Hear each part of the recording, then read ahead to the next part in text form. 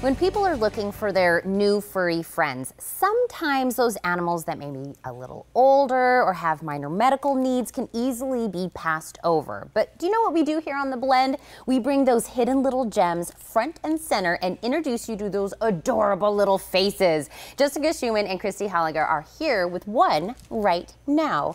And ladies, can I tell you that I have been Facebooked by many a people, but I think that this is my favorite Facebook post that we have had. Who have you introduced us to today? This is Sophie. She's really interested in me and some chicken. There's now. treats back there. Yeah, there is. But Sophie has a Facebook page. She does, yes. It's called Sophie Seeking Love, which you should be able to search on Facebook and find. So you could friend request her and see all of her adventures.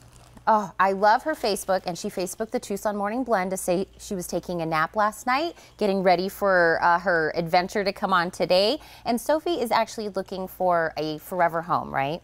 She is, yes. Sophie's been in the shelter before.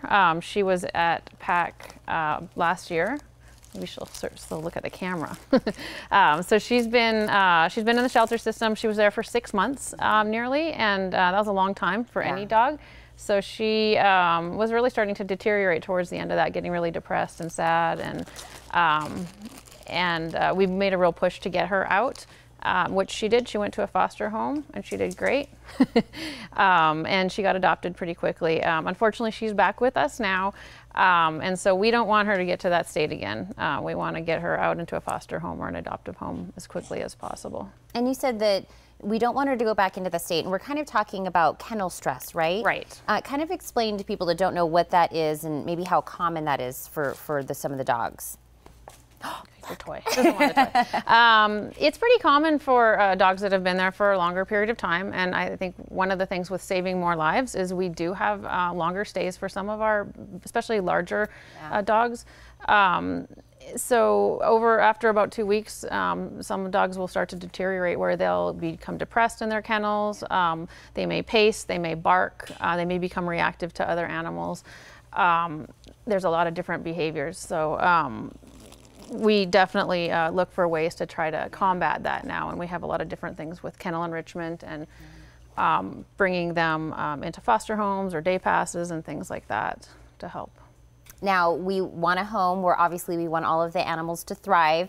So what kind of a home are we looking for Sophie? Well, she's a pretty active girl. She's pretty fun. She likes to run around and do zoomies and get a lot of cuddles. And she can get kind of exuberant, so probably a home with adults or older kids. And she does like to chase cats occasionally. So she probably looking for a home without small animals. She loves to go on walks. She's been on hikes. You can see that on her Facebook page.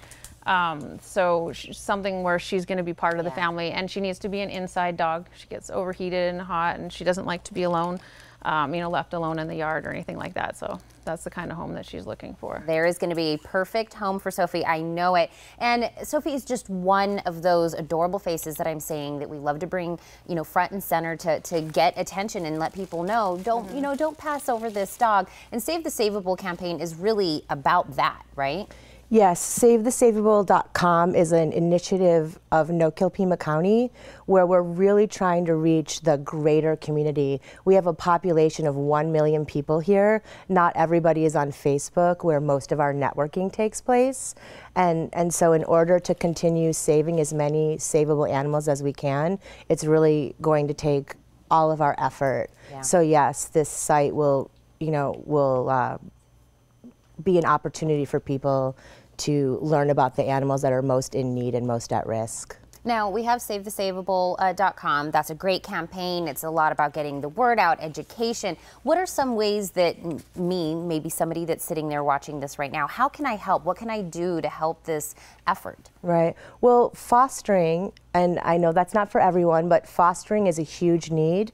We have animals that, for example, an infant kitten that's just ready to start eating on its own, but it really shouldn't be maintained in the shelter where it's susceptible to getting respiratory infections, things like that. So fostering, we have all types of medical foster needs. As Christy mentioned, we have animals that can really decline emotionally in the shelter that do better in homes. Of course, adopting is paramount. And, you know, we always really love and admire people who are willing to take a special needs animal into their home. Of course, volunteering. Volunteers are the backbone of the work that we do to save these animals and advocate for them and get them out. And donating, of course. And I really want to just take a moment to, you know, I think it's important that people remember to give locally and to really support the local no-kill rescue organizations and shelters that are also really working hard on behalf of these animals. Absolutely. There's a million ways to help. You listed off just some of those ways: time, opening up your home, adopting, money, monetary. There's so many different ways. The best thing to do is to get everybody educated. So I'm going to remind them how they can do that. And make sure everybody follows Sophie on her Facebook page, because she's on some great adventures. Ladies, thank you so much for coming in. Thank you. Now you can make a difference. To learn more about saving the most vulnerable pets at PAC, call 477-7401 or log on to SaveTheSaveable.com.